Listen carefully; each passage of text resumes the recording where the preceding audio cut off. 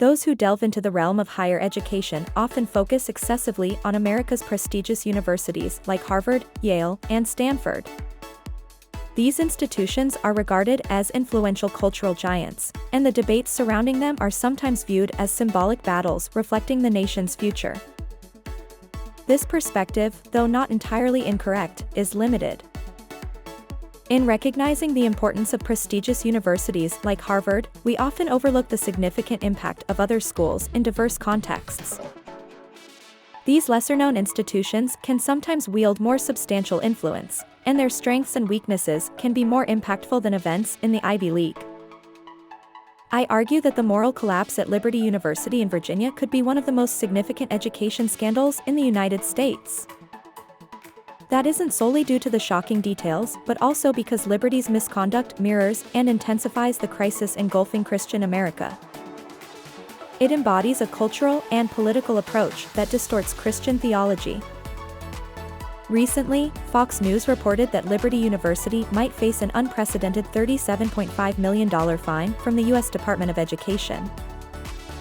The investigation focused on violations of the Clery Act, a federal law mandating federally funded colleges and universities to disclose information about campus crime publicly. To put this in context, consider that Michigan State University paid $4.5 million for its mishandling of the infamous Larry Nassar sexual abuse scandal. While Liberty's fine isn't confirmed, a leaked Education Department report, detailed by Susan Serluga in the Washington Post, strongly suggests why it could be substantial. Serluga's report portrays Liberty as a university that discouraged reporting crimes, underreported claims, and falsely advertised its Virginia campus as one of the safest in the country. The report exposes grim incidents, such as Liberty's failure to alert the campus community about gas leaks, bomb threats, and individuals credibly accused of repeated acts of sexual violence, including a senior administrator and an athlete. A campus safety consultant described this report as the most damning Clery report ever seen. If this were Liberty's only scandal, it would rightfully be a national headline. I have been closely monitoring Liberty University's ethical decline for years, and a long list of scandals and legal battles plague the school. One of the most well-known involves Jerry Falwell Jr., the former president of the school and son of its founder. Falwell resigned amidst allegations of sexual misconduct involving himself, his wife, and a business associate named Giancarlo Granda, who was initially a pool boy. Falwell's national prominence stems in part from his early and vigorous support for Donald Trump within the evangelical community. Legal disputes ensued between Falwell and the university. In September, Falwell filed a scathing amended complaint, alleging that other high-ranking Liberty officials and board members had committed sexual and financial misconduct yet were allowed to retain their positions. But the story doesn't end there. In 2021, ProPublica published a comprehensive report describing how Liberty mishandled claims of sex abuse and harassment on campus. The university used its strict code of conduct, the Liberty Way, against victims of abuse, leveraging prohibited conduct against them in disciplinary proceedings. The narrative takes an intriguing turn.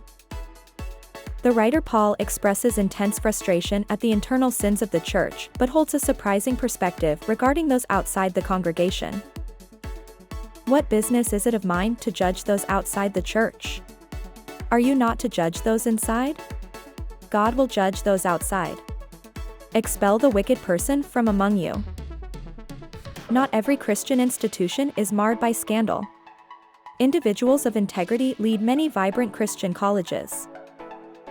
Yet, as systemic misconduct unfolds in institution after institution without real accountability, many within the church display a concerning tolerance for even the most wayward, dishonest, and cruel individuals and institutions in American Christianity.